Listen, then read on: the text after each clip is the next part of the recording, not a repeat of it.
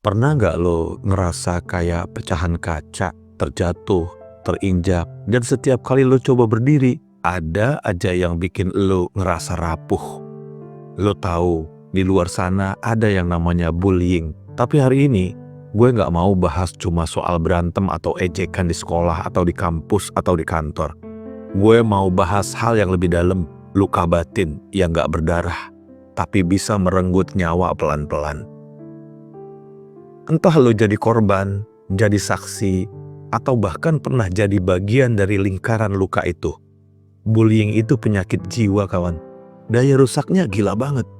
Cuma gara-gara lo bilang beda, dibilang aneh, harga diri lo bisa hancur kayak benteng pasir diterpa ombak. Dan yang paling ngeri, luka ini bisa bikin lo merasa hal-hal ekstrim. Entah itu menyakiti diri sendiri, atau bahkan meledak dalam kemarahan yang gak terkontrol.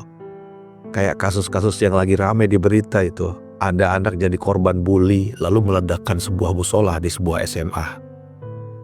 Nah, di platform ini kita selalu bicara tentang pengembangan diri dan spiritualitas. Jadi gue ajak lo berhenti sejenak. Kita nggak cuma meratapi luka-luka ini. Gue mau ajak lo lihat gimana caranya membersihkan luka ini secara batin. Dan gimana caranya kita menemukan inti kekuatan yang gak bisa dihancurkan oleh omongan dan perlakuan siapapun. Ayo kita mulai. Oke, sekarang kita bahas soal lo, soal korban. Mungkin lo bilang, itu kan cuma candaan. Atau, itu cuma ledek-ledekan. Tapi hati lo gak bisa dibohongin, kawan. Lo pasti ngerasain sakitnya. Bagi para korban yang pernah ngalamin, bullying itu kayak parasit yang nempel di jiwa. Dia nggak ngambil darah, tapi dia sedot self-worth lo pelan-pelan. Lo mulai ngerasa percaya sama semua label negatif yang dilempar ke lo. Jelek, bodoh, aneh, nggak pantas. Dan ironisnya, lo mulai jadi bully terburuk buat diri lo sendiri. Dampaknya gila. Lo tahu, lo mulai takut ketemu orang, sekolah, kantor, bahkan ruang publik. Rasanya kayak medan perang yang penuh judgement. Lo jadi cemas, lo jadi sering panik. Lo menarik diri, lo pakai kostum invisible buat sembunyi dari dunia. Kenapa? Karena lo ngerasa lebih aman sendirian. Tapi saat yang sama, lo ngerasa sepi itu mencekik diri lo pelan-pelan. Ini awal dari depresi. Energi lo habis, semangat lo hilang. Lalu lo bertanya, ada apa dengan gue? Kenapa gue nggak sekuat yang lain? Tapi yang paling tragis adalah gini, kawan. Hilangnya kepercayaan terhadap diri sendiri. Sebelum ada bullying, lo punya benteng pertahanan diri yang kuat. Lo tahu lo itu berharga. Tapi setelah dihajar bertubi-tubi, benteng itu runtuh.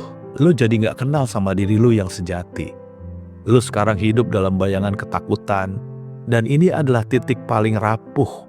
Karena jika lo nggak segera mengaktifkan mode healing spiritual, bayangan ini bisa berubah jadi aksi ekstrim. Entah itu niat menyakiti diri sendiri, atau bahkan meledak dengan cara merusak. Kayak yang kita lihat di berita tempo hari. Penting buat kita sadar, luka itu nyata, tapi penyembuhan juga nyata. Kita harus temukan lagi inti yang nggak bisa disentuh oleh bullying itu. Itu yang akan kita bahas di segmen spiritual nanti.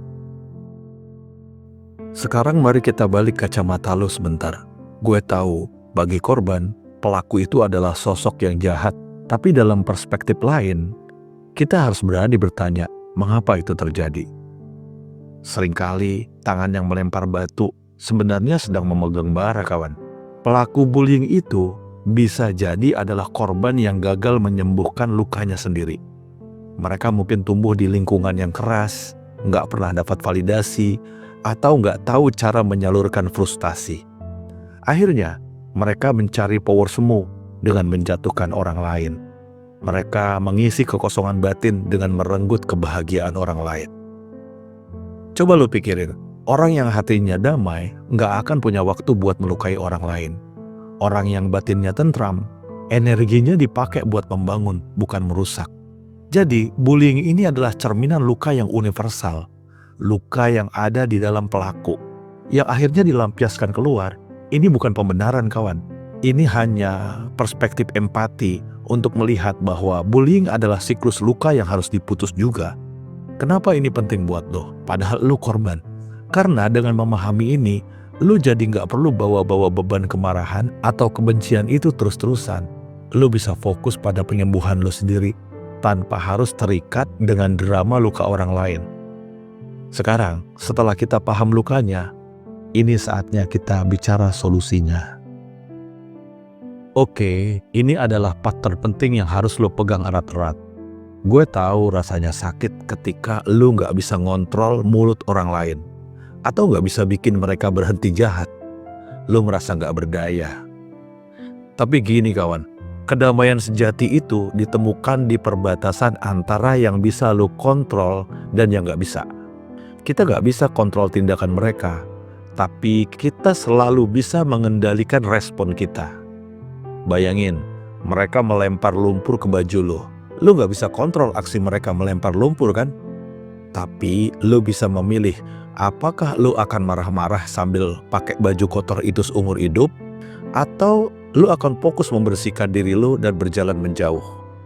Prinsipnya sederhana, fokuskan energi lo hanya pada hal-hal yang berada di bawah kuasa pikiran lo. Langkah kedua, lo harus menemukan inti yang gak bisa mereka sentuh. Coba pejamin mata lo sebentar. Di dalam sana, ada satu titik diri lo yang utuh, yang berharga, yang gak pernah berubah. Meskipun dunia bilang lo jelek, lo cacat, meskipun lo dibilang bodoh. Inti diri lo itu kayak matahari kawan. Dia selalu ada, dia selalu bersinar. Ejekan dan perundungan itu cuma awan yang lewat dan nutupin cahayanya. Tugas lo sekarang melewati awan itu dan kembali terhubung dengan sinar matahari lo sendiri, sinar sejati lo. Lo gak perlu validasi dari luar buat jadi berharga. Lo berharga karena lo ada. Lo utuh karena lo adalah ciptaan yang sempurna dari yang maha sempurna. Yang ketiga, bicara soal acceptance. Menerima bukan menyerah ya. Menerima di sini adalah mengakui, ya gue terluka, perlakuan mereka itu menyakitkan. Dan ini nyata. Itu kawan, akui aja. Lalu stop berjuang untuk menolak rasa sakit itu. Justru dengan mengakui, lo bisa membiarkannya. Biarkan rasa marah, sedih, atau kecewa itu datang. Rasakan, lalu lepaskan. Ikhlaskan. Jangan biarkan emosi negatif itu jadi tali yang mengikat lo pada si pelaku. Lo bisa bilang ke diri lo sendiri, luka ini bagian dari kisah gue. Tapi luka ini nggak mendefinisikan siapa gue. Lo adalah pelaut di samudera kehidupan ini kawan. Lo bukan kapalnya. Lo yang pegang kendali, bukan badainya. Terakhir, lo harus membangun benteng kedamaian di batin lo. Karena di luar akan terlalu bising. Selalu ada judgement baru, selalu ada drama. Benteng ini adalah ruang hening lo. Coba luangkan 5 menit setiap hari. Lo bisa tarik nafas yang dalam. Di momen itu, lo sedang menegaskan, di sini, di dalam diri gue aman. Di sini, judgement mereka nggak berlaku. Lalu gimana caranya healing? Caranya bukan dengan melupakan lukanya, tapi dengan mengubah luka itu jadi pupuk. Luka perundungan bikin lu lebih sensitif. Bagus. Itu artinya lu punya empati yang super. Lu tahu rasanya sakit. Jadi lu gak akan pernah mau bikin orang lain ngerasa gitu juga. Lu bisa jadi cahaya dan harapan bagi orang lain yang ngalamin hal yang sama. Lihat luka lu kawan. Itu bukan kelemahan lu. Itu adalah sertifikat ketahanan yang lu dapatkan. Sekarang, saatnya lu berdiri tegak di atas benteng kedamaian lu itu. Gue tahu proses penyembuhan ini gak instan. Gue tahu kadang flashback rasa sakit itu bisa datang lagi. Tapi lu harus ingat satu hal, lu gak pernah sendirian. Luka lu itu valid, rasa takut lu itu nyata, dan lu layak dapat kedamaian. Kalau saat ini lo masih di posisi yang sangat sulit, gue harap lo berani bicara.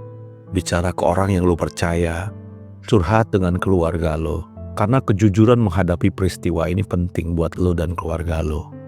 Itu bukan tanda kelemahan, itu tanda kekuatan sejati, kekuatan untuk memilih hidup dan sembuh. Dan buat lo yang mungkin melihat pembulian, yang menjadi saksi orang sedang dibully, please jangan diam. Satu kebaikan lo, satu pembelaan lo, bisa jadi penyelamat bagi orang yang benteng batinnya lagi runtuh. Dan buat lo yang pernah jadi pelaku bullying, nggak ada kata terlambat untuk healing. Cari tahu sumber luka lo, dan putuskan siklus jahat itu dari diri lo sendiri. Pada akhirnya kawan, pelajaran dari kehidupan ini adalah bullying itu cuma noise di luar. Jangan biarkan noise itu merusak melodi di dalam hati lo. Fokuslah hari ini untuk satu keputusan baik buat diri lo sendiri. Satu afirmasi yang menguatkan, satu nafas yang membawa lo kembali ke pusat diri lo, ke inti jiwa lo. Lo punya kekuatan untuk mengubah trauma menjadi hikmah. Lo punya hak untuk bahagia kawan. Jangan pernah biarkan siapapun mencabut hak itu dari lo. Gue berharap video ini bisa menjadi suntikan energi yang lo butuhin hari ini. Kalau lo ngerasa pesan ini penting, share ke teman lo yang mungkin lagi butuh denger ini. Biar gue dan lo bisa terus belajar bareng buat jadi versi diri yang lebih damai dan lebih kuat. Sampai ketemu di refleksi berikutnya. Jaga vibe lo, jaga hati lo. Salam damai kawan.